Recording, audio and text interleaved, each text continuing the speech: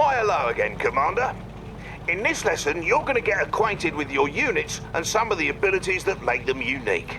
Every unit in Red Alert 3 has some sort of special ability, in addition to its primary ability. The majority of your unit's primary abilities is to attack their targets.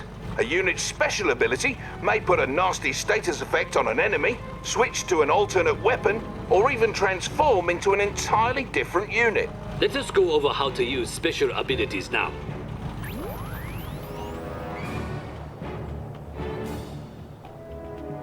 Select that allied cryocopter, if you please. The cryocopter's special ability is the shrink beam. With the cryocopter selected, left-click on its special ability button in the bottom right of your screen, or press the F key. Notice that the shrink beam is a targeted special ability, which means you have to left-click on a target to use it. Other types of special abilities take effect as soon as you press the ability button. Now then, use the shrink beam on my good friend the Soviet Hammer tank. Wait, what? No way, not me again! Okay, we're going over there. Let's see how... melting! As stated earlier, not all special abilities need to be targeted like the cryocopter's shrink beam. Some abilities cause units to switch weapon modes. Blimey, that tank looks like he's lost control, and all you've got is an allied hydrofoil. Its primary weapon is an anti-air cannon that won't do you any good here. However, if you use its special ability, it'll switch from its gun to the weapon jammer. Select the hydrofoil now and ready the weapon jammer by left-clicking on its special ability button or hitting the F key. Proper. Now, have your hydrofoil fire on that Soviet apocalypse tank on the shore. Put your... so much for that tea party. As you can see, the apocalypse tank can no longer fire. Not so scary now, is he? So remember, even the toughest enemy units may be vulnerable to your lesser units' special abilities. Learn them all and never give up. If you're finished with your motivational speech, perhaps we can continue? Commander, let's go over a unit whose special ability is to transform. One basic example is the MCV, though let us take a look at a more exciting case in one of the Empire of the Rising Sun's versatile Mecha Tengu units. The Mecha Tengu is an amphibious, hovering anti-infantry unit that can transform into the Jet Tengu, a flying air superiority fighter. Not only does the transform ability affect how it navigates the battlefield, it also means the unit changes from having anti-ground weapons to anti-air weapons. Select the Mecha Tengu and use its special ability. Impressive, no? Now, order your Jet Tengu to destroy that miserable cryocopter. Oh, and don't worry, it is merely a training robot carefully disguised to look like a real vehicle. No robots are going to get past you, Commander. You should know there are some units at your disposal whose primary ability either isn't a weapon at all, or will change depending on what you tell it to attack. For example, each faction has its own type of engineer unit, like this swarthy fellow over here. Engineers are special units that can capture any enemy structure or neutral tech structure. Much like with moving or attacking, you can select your engineer and right-click on a capturable structure. That'll make him go after it. Look, there seems to be an oil derrick you can capture out in the water. Oil derricks are neutral tech structures that provide additional income. Go get it. Union takes what it wants. Yes?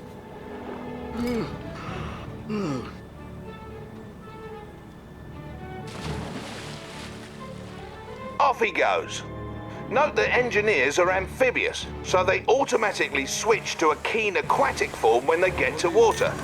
Not all units are amphibious, of course. Notice you can issue capture commands into the fog of war, assuming the structure is still there when you get to it. Hey, where did that engineer go anyway? Ow! He went into the structure, you fool, and there he shall remain forever. For that is the way of the engineer. You may have noticed that when you highlighted that enemy structure with your engineer selected, your cursor changed to a garrison cursor.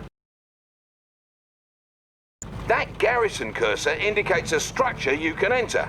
Your basic infantry can't garrison enemy structures or neutral tech structures like the engineer can, but they can garrison civilian structures such as hotels and houses. Fear not, for civilians have long since abandoned such structures once they heard we were coming. When infantry garrison these structures, they receive extra protection, as the building they're in will take damage instead of the units themselves, should they come under fire. Garrisoning your units into civilian structures is a good tactic, both from an offensive and a defensive perspective. It helps to secure locations, force enemies to take an alternate path, or give your units more cover near to your base, should the enemy send a force to destroy you.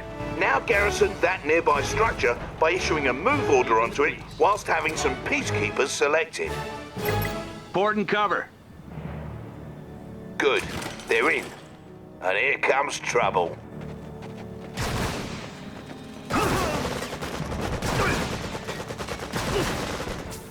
As you can see, those enemy training robots fired upon the structure rather than directly at your peacekeepers.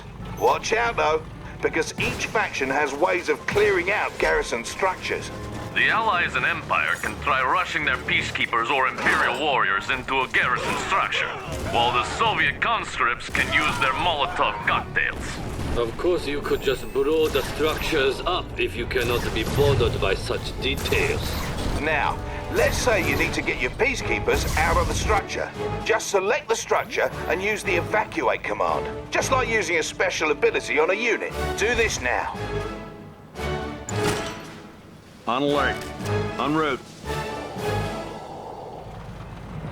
Scanning. Some of your units can also be garrisoned by your infantry. The multi-gunner IFV is a unique allied vehicle whose weapon takes on the characteristics of whichever infantry unit hops inside. Order one of your peacekeepers into that IFV and watch what happens. If I may, normally the IFV's weapon works best against aircraft. But once you garrisoned your peacekeeper into it, it changed into an anti-infantry weapon. While the IFV can only contain one infantry unit at a time, other vehicles can hold more and can transport your infantry around the battlefield. For example, the Riptide ACV is admittedly a good transport for getting infantry quickly and safely from one point to another, although infantry cannot fire out of it. Garrison your remaining infantry into the Riptide now. Now that they're garrisoned, let's move your Riptide across this lake and over to the shore on the other side. Look for the marker on the radar. I'm good with that. Let's pull it up. Cool. Sounds all right. Riptides are a special type of unit in that they're amphibious, meaning they can traverse both land and water. As my comrade said, not all units are amphibious, so it's good to make note of the ones that are. Some units behave differently on land and water. For instance, when your Riptide is on water, its torpedo tubes open to give it additional firepower. Now that you've made it to the other side, let's get those peacekeepers out. All transports have the not-so-special ability to evacuate their passengers. Use the evacuate ability now. Sir, I'm good with that. Gotcha.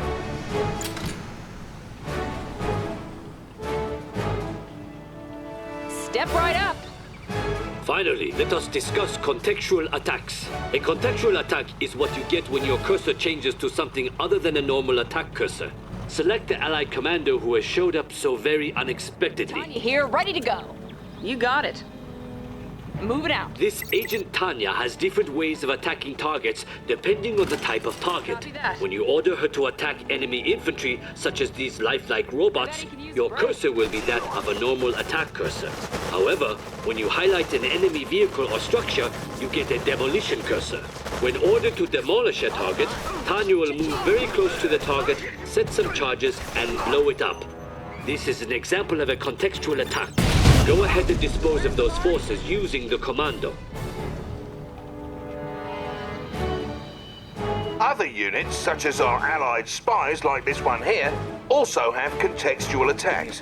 Select the spy, then use his contextual attack on one of those enemy training dummies. Is it clear? Now who's the dummy, am I right? As you can see, the spy's primary ability is to disguise himself as the enemy.